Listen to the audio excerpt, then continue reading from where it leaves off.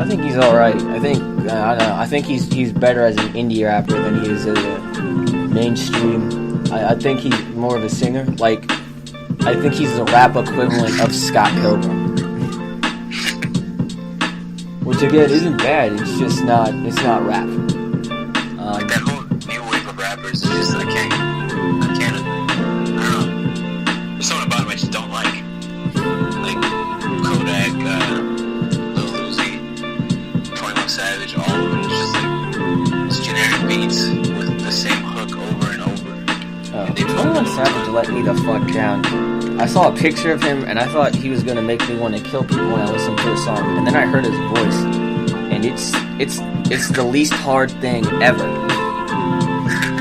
Young Savage, why you trapping so? Like, I was just like very uninterested in the song the second I heard it. It broke my heart. Yeah, it's just like artists like Denzel Curry.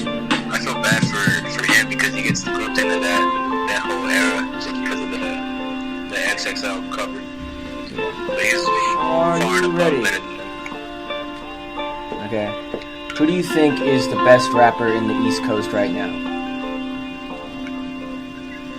That's right. I'd say Joey. Joey? You think Joey runs these right now? Yeah. I have to agree with you. He's kind of like the whole patriarch of the whole. I guess you could argue that the ASAP Mob is above him, but right now I see him as the leader of that movement. I think Joey definitely took over for Steez, and I think he's definitely been instrumental in that whole different type of sound from the East Coast. And I think that ASAP Mob definitely took a page out of him and Steez's book, and then they sort of went in their own different direction. Like ASAP Mob is definitely different than Pro Era, but there's definitely a lot of similarities there too in terms of sounding. But what they rap about, I feel like, is a lot different. Oh yeah, definitely. Who do you think has next out of Pro Era? There's more just like party type beats to listen to, just like something to vibe out to. You know what I mean? Yeah. Who do you think has next? Do you think Kirk's up next? Do you think Nick Caution's up next? CJ Fly? I hope Nick Caution's up next. You listened to his last project, The Sky's the Limit, because I've not gotten around to it. No, I haven't yet. I heard it was good, but I don't know. I haven't paid a whole lot of attention. One of the people who's overlooked in that group that I like a lot is Diamond Lewis. I think he's really good. You know who else? Gator Cheapers. I don't know why we haven't mentioned them yet. Oh, they're fucking great. Yeah, I've been bumping their shit for like the past 2 weeks now, and I really am feeling it. Straight out of Flatbush, that was a solid project. Yeah, I do feel like a lot of those younger East Coast rappers, because like they have so much more music to put out because they're all very, very young, which is something that I look forward to. Like, I look forward to their projects all the time. I think she was actually dropping something next week. Oh yeah, I heard about that on Twitter. Sometime this month, yeah. Yeah, I'm just waiting for Joey's album because I know that shit's about to bang. Before the Money was like a really fucking classic album. Yeah, there's a lot of good music out there if you're willing to look. Like, if you don't just accept that all music on the radio is trash, and you actually look into the lesser known artists, you can find some good music. So what do you think? What are your thoughts on Migos? I think they're fat. I think they're gonna go away pretty quickly. They've been around for a while. They didn't catch fire until that Bad and Bougie song. Yeah, that was a weird song to put them on the map because Young Rich Niggas came out while we were in high school, and I'd argue that one was a lot better than Culture. Like, in terms of I like the beats on that one more than Culture. I like Bad and Bougie, but I don't like it as much as those ones. Like, Bricks is a better Migos song than Bad and Bougie. I think any song that can be turned into a meme on Twitter or any type of social media is probably gonna lead to like a one in ten type thing. Like a one-hit wonder. I feel that. But do you think they're talented, or do you just think it was the fact? I think it was a fact because they're talented, but I don't think they show that talent in all their songs. Okay. And I definitely see where you're coming from there. This person broke out this year also put out an album, a mixtape last year, and then they dropped an album recently. How do you feel about Post Malone? I actually don't really listen to him. I haven't heard his new album at all. You haven't heard Stone? No, I've heard White Iverson. That's pretty much like the only song I know him for. Stoney's actually... That's alright. I don't really mind it. I feel like Stoney's actually a pretty solid album once you get into it, and he has like a lot more. Like he's got a very diverse sound. I liked his last tape too. I'm blanking on what it's called, but you should listen to it. I think you'd like it. Yeah, I'm gonna try it. Something about white rappers that I think like they're either gimmicky or they're just not taken seriously. Yeah, I don't know. It's weird because like you'll either get one who everyone like immediately like. I think it's weird being a white rapper just because like you're gonna get compared to Eminem. I'm not racist, but like you get like everyone's gonna compare you to Eminem and see if you match his style or like sound or whatever, just his rap ability. And if you don't, they're definitely not gonna take you as seriously as they took him. After he was established, of course. Yeah, I think Eminem's gonna be like he's always gonna be the bar, but it's never gonna be reached. I don't think Eminem, like, Eminem's good, but I don't think he's, like, the end-all, be-all for rap, though. Like, a lot of people who don't know rap think Eminem's, like, the fucking god of rap, but he's not. I mean, just, like, white rappers, specifically. Yeah. Because, there's people like Riff Raff who are, like, the complete opposite way, and don't even try to get that, like, to that level, and they're kind of like a parody of the rap game itself. Yeah, I think Riff Raff sort of knew what he was doing. Like, I feel like he's not...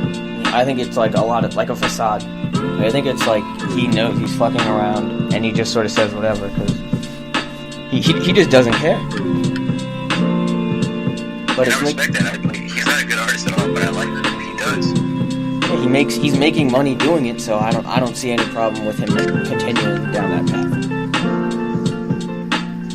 I wouldn't make the choices he made, but good for him, you know what I mean? Yeah. Whatever works. Like the MTV tattoo, the Bart Simpson tattoo on that. It's fucking hilarious.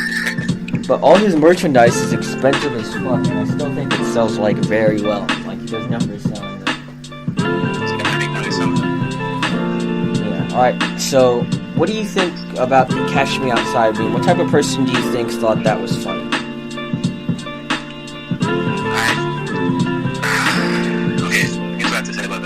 That was out for a while, so I don't know how that caught fire too.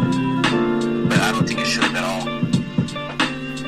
Because there's people like there's kids out there who are actually working to do something with their lives. To like be engineers and doctors and scientists. And then she got kids with her mother on a TV show. Do you think the mom is in any way responsible for her acting like that? Do you think she's making her they're playing it up for the cameras so that they can look a certain way, so they can get more views? Are you ready?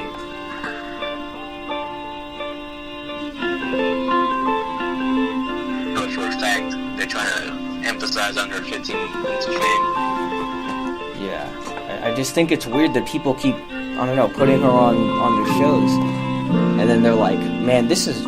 Like people will complain about it, but I think it's the same people who are saying it. Like, there have been multiple people who saw that video and quote it and think it's funny, but there was no comedic. Like, she just said, "Cash me outside."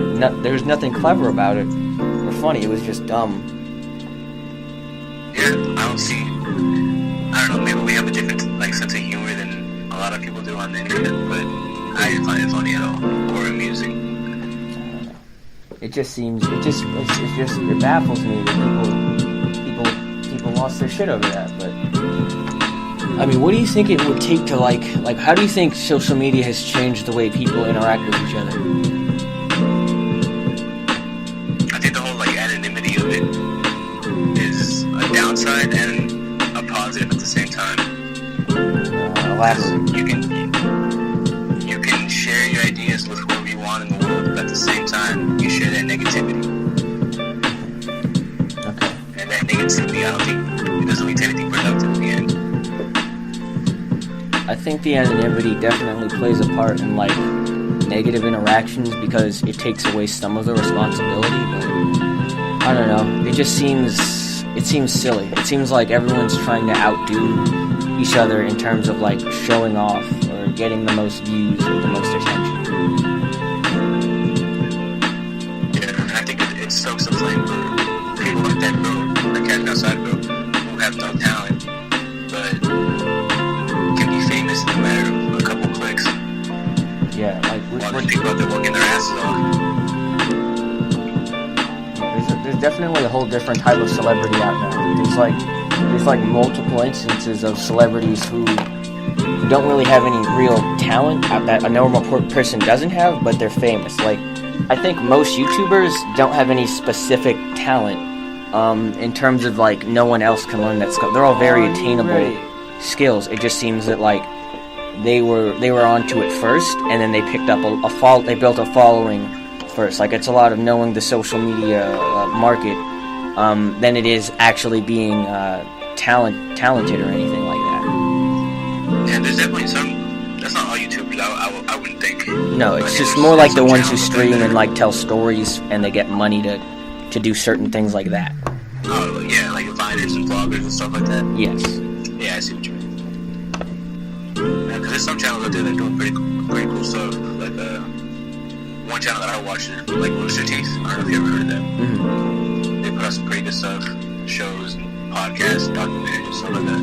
Yeah, I think I've heard of them before. Yeah, I don't know if I've seen a video, but I have heard of them. They were responsible for Red vs. Blue. Oh yeah, see, like now that definitely took a lot of skill and time, and they built a following, and it put like it took a lot of effort and stuff. It wasn't just something like someone just turned on their computer, sat down, and then played a video game or told a story about work or something. They built something.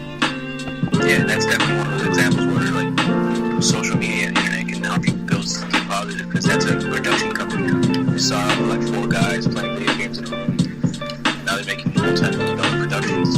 Exactly. See, that's the positive aspect of social media. Like, you don't need a whole big production company. You just need time and effort and people who are willing to put in the work. And then you can put out, like, if you put out a really good project, people will respond to it and spread it around, and then you might actually start getting the capital that you need to build or focus on other projects, which is like what's great about it.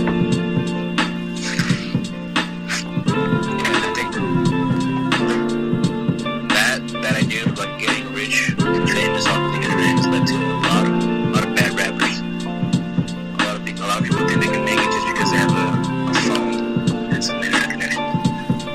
Yeah, see, that's what I was talking about last time when I was saying, like, master your craft. A lot of these people, like, a lot of SoundCloud rappers, and I don't like to use that in a negative connotation, but a lot of people who aren't, like, really professional artists, they do just sort of step in the studio, say, like, a 2 or 3 minute rap, and then they walk out and put a weird whatever beat on it, but they don't really understand anything about the production or the song structure or any of that. They just sort of say whatever, and then they step out, and then they put it out. Like, they put out a lot of music, but they don't put out quality music, which it detracts from the message, and it makes it less sincere.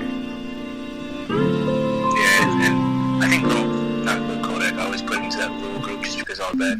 But I think Kodak Black had that tape that was like 100 songs, something like that. I saw it on Spin Miller. Yeah.